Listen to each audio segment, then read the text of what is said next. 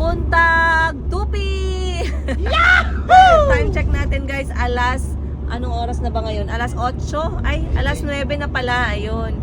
Ayan, alas 9 na ng umaga at ngayon ay Sunday. Ang aga naming umalis ng bahay dahil meron kaming bibisitahin at pupuntahan na transaksyon sa kalapit na probinsya. Pero syempre, from General Santos City papuntang Marbel, kung saan kami pupunta, ay meron kaming dadaanan na dalawa pang province, which is Polomolok at Tupi. Ayun. Natigil pa kami ng mga guys, bayan ng Tupi traffic officers. Ayan, shout out sa inyo dyan mga sir. Buti na lang at meron sila dyan nagbabantay kasi guys, isa kami sa nahuli. Kasi nag-speed limit, hindi nakita ng kapatid ko na nag-change pala yung speed limit from 70 to 50. Tapos yung kapatid kong isa na nakaupo sa front seat, walang ambag, natulog, hindi nakita. So tinigil kami guys ng bayan ng Tupi traffic officers, pero sobrang bait naman nila at nagbayad din tayo ng ating mga penalty dyan kasi syempre pag meron tayong nilabag dapat nating sagutin. Ayun. Huwag tayong lumaban guys, dapat alam natin saan tayo dapat lumugar. Ayun. Maraming salamat sa traffic officers ng bayan ng Tupi. Ganda-ganda na ng Tupi ngayon, marami na silang mga tawag na to, highlights. Pero ngayon, pupunta muna tayo ng Marbel and then titingnan natin mamaya sa araw na to kung meron ba tayong ma-share sa inyo na something nice and something worth to see dito sa lugar ng South Cotabato. Kaya if you wanna see what's going to happen today, of course, keep on watching. Ayan guys, welcome to the city of Crodal. Sorry, nawala na pala yung ibang letters pero nandito na tayo sa Coronadal City. Ayan, dito nga pala ako pinanganak guys, sa Coronadal. Yahoo! Kaya kami talaga ay pure-blooded na Ilonggo by tribe. Tapos lumipat lang kami ng General Santos City, kaya lumaki kaming Bisaya. Pero alam ko kahit na hindi ko sabihin sa inyo, napapansin niyo sa aking accent na ako talaga ay may dugong Ilonggo. Ayun. Pero gusto ko yan kasi pag pag nasa mga relative namin kami na mga Ilonggo sa South Cotabato, Surala, Isulan, Tacorong, Norala, ayan. Talaga namang kahit nagalit ay hindi galit pakinggan, no? Mga Ilonggo ba pag nagagalit, guys, parang hindi galit pakinggan, guys. Ganyan. Inambala, natagit ka mo, hindi ka mo maglakat dito. Saan doon ang galit? Galit na yung level na yan. So, papasok na tayo, papunta sa center ng Marbel. A few moments later. Dito na ako guys, sa CSC Marbel. Sinamahan ko yung kapatid ko. Nagkompra siya ng kanyang supply para sa kanyang hardware. Hindi ako pwede sa hardware business guys, wala akong alam. Iba kasi pag yung business mo, meron kang alam at passion mo, katulad sa akin. Mga damit-damit, mga bagbag, mga gold, at least madali lang ma-connect sa isa't isa ba. Pero yung yung hardware, wala akong alam sa sakyan, motor, bowplugs tayo dyan guys. Kasi nahirapan kami maghanap na supplier sa Gensan. So umabot kami dito sa Marbel.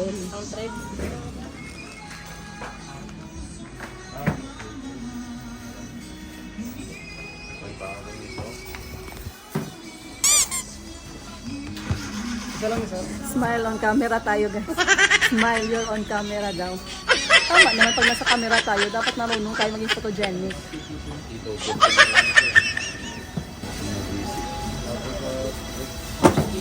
Iniwan ko nga pala yung mga bata ngayon kasi parang makulimlim, parang uulan. Tsaka si auntie iniwan ko din dahil nagpapagaling na si auntie. Medyo okay na yung ubo niya kasi pinahilot ng traditional Pinoy, then lagundi, then meron siyang mga gamot na tinitik, then hindi ko muna siya pinapalabas-labas para at least yung weather medyo hindi ganun ka-shocking. So sa loob muna sila ng bahay. Sabi nga ng doktor, magastos man daw yung aircon, pero ganun daw talaga kasi yung weather dito sa Pilipinas ay sobrang init. Lalong-lalo na dito sa Gensan. Kaya pati yung mga bata, sa loob muna sila hanggang sa maging okay yung kanilang pakiramdam. Kasi si Chico nagpapagaling pa din siya. Ayan. So ako na muna yung sumama sa kapatid ko. Molar support tayo guys, molar. Magaling marami tayong kapatid, no? Kasi kami 8 kami eh. At least ngayon, medyo magkatulad na kami ng edad. nasusuportahan kami ng mga negosyo. Lalo na yung mga startup guys, maliliit lang. Kung ano lang yung way na pwede magsuporta.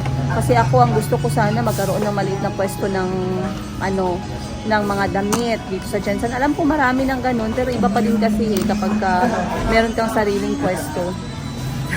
At least pag sa bahay, wala yung trabaho sa bahay. Dito tayo sa gilid. Ayan, dito tayo po. Kasi kapag nasa bahay, pagising mo, negosyo agad, medyo masyadong nakaka-pressure. So iba pa din pag meron ka talagang tindahan na meron kang display, meron kang lamesa, doon ka nagla-live ng mga benta-benta mo kaysa sa nasa bahay. So ngayon yung bahay ko guys, in and out yung stock ko sa isang kwarto. Nakakahiya sa mga bata. Parang ano ba yan, parang non-stop yung trabaho mo mama ah. Sige lang bala anak, balan mo nagapang ipon kita pang bakal sang bugas ko. So, ayun. Ngayon, ang support ko dito sa aking kapatid ay sinamahan namin siya. At titingnan natin mamaya kung meron tayong maambag kahit konti lang sa kapital. Pang startup lang good guys. Kasi kung ako may kailangan, nagatulong din naman sila.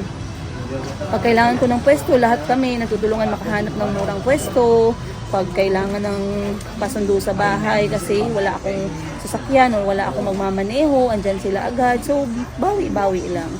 Kasi mahirap pag magkakapatid kayo tapos meron kayong inggitan or magkakapatid kayo tapos meron kayong parang meron kayong mga feelings sa isa't isa na gusto nyong laging mataasan yung isa nyong kapatid or nagagalit kayo or sumasama yung loob nyo kapag yung isang kapatid nyo nagtatagumpay somewhere. Ay naku, sobrang pangit yan guys.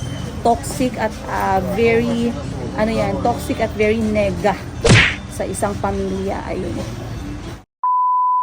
Ayan, natapos na kami ng bili ng, akala mo naman pagkadami-dami guys, no? Pero naku, ang bigat niyan, sobrang bigat. Ganyan pala ang business ng ng bolts and nuts sa mga sasakyan, masyadong madetalye. Dapat alam mo yung ginagawa mo. Naku, kasi kung hindi pwedeng stock ka lang ng stock kasi nakatambay yung pera. Dapat alam mo muna ano yung best seller. Anyway, mostly sa mga tindahan, ganun naman talaga. So, let's go. Masa ka, wala mong ka nakita. Okay. Feeling satisfied. Satisfied. Nakuha na mo yung Facebook, contact number na. Okay guys, so nandito na tayo sa Marbel ngayon. Natapos na tayo sa ating important transaction of the day. So, syempre hindi mawawala ang ukay-ukay experience. Kaya daan tayo ng ukay-ukayan. Nagbili din pala ako ng shorts. Nakabili ako ng shorts. Hindi sa ukay, sa parang tindahan. Para kay Kuya Kahil. Si Kuya Kahil kasi guys, big boy.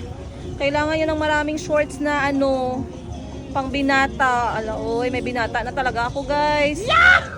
Mag-ukay tayo dito sa loob. Ayan. Eternity later. Alright guys. At since nandito na lang tayo sa Marbel, wag na nating i-miss ang famous Lantaw Marbel. So, titingnan natin sa loob.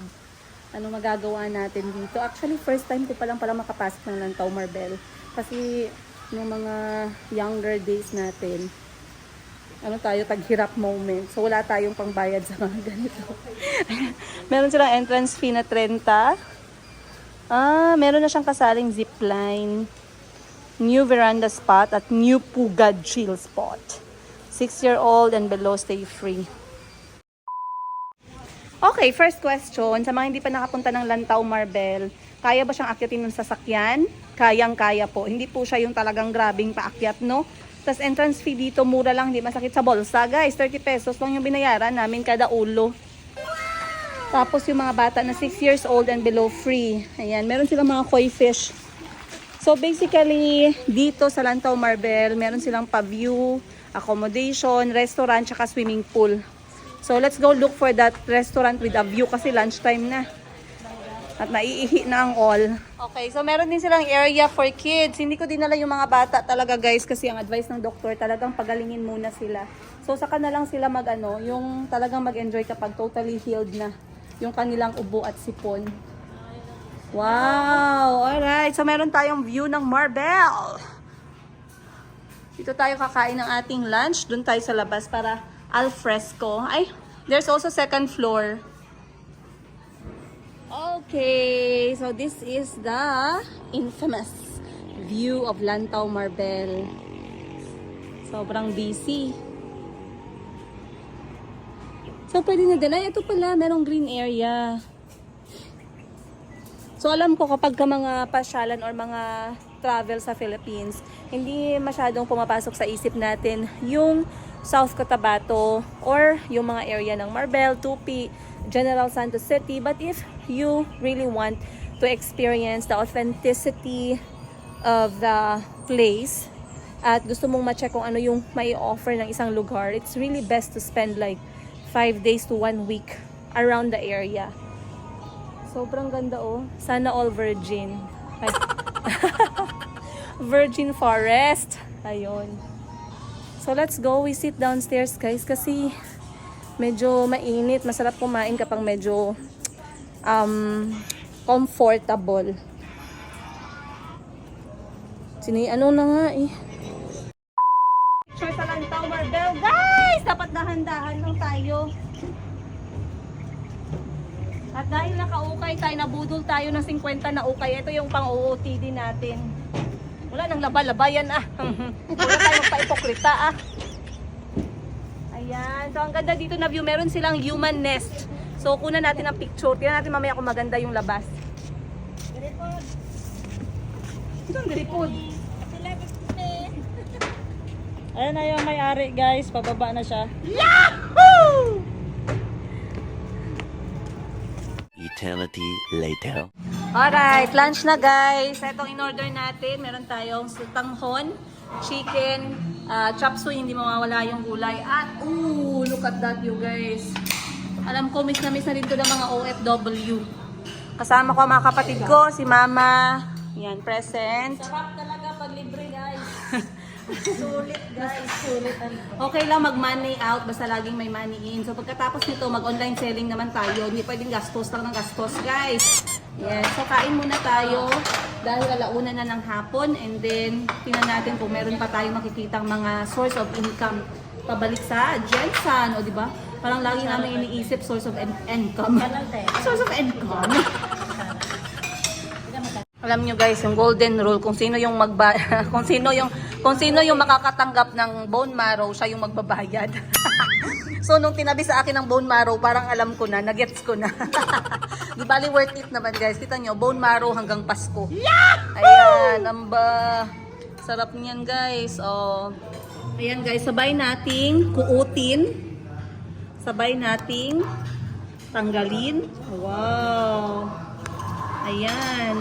Alam ko sabay-sabay kayong maglaway. Alam ko yung mga nanonood ngayon on the way na yan sa palengke bibili ng ano. Bibili ng bone marrow. Ba, abadoy, adoy. Alright.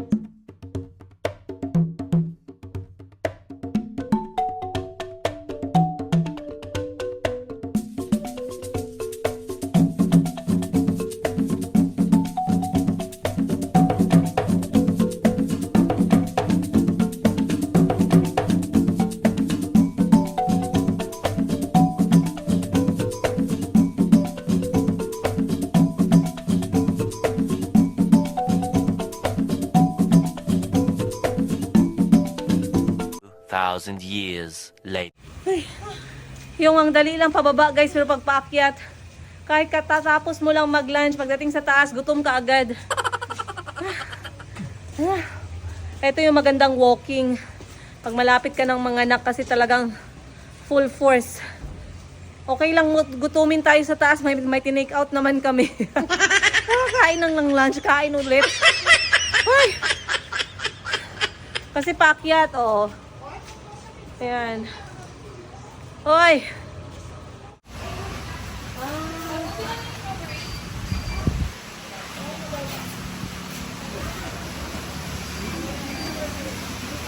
Pwede. Okay, ito pala ang kanilang bagong children's water park. Pwede na rin. Nakakita ko nasa 3 feet pababa ang kanilang lalim. Tapos yung entrance sa panasi-swimming ay 200 pesos. Goods na. Tudlo. Yun guys. Escape the heat and make a splash. Alright. Dami kong busog. Let's go sa go!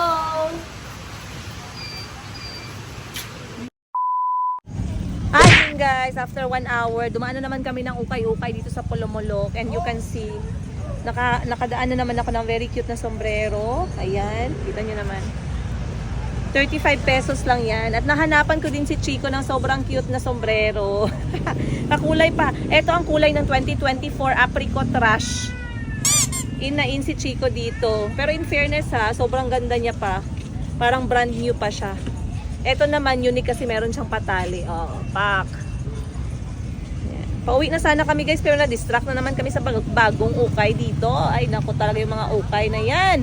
Nakakasira ng budget. Nauubos ang ating mga pang-ulam. Pero mura lang guys. Kaya goods. Ari daw gang tanawa daw ni gang.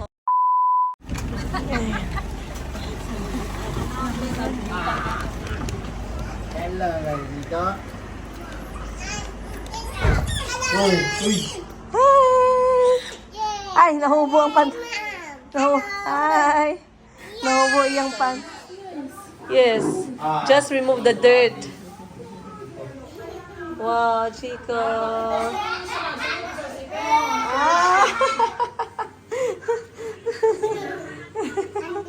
Chico, I have hat. You like it? Wow.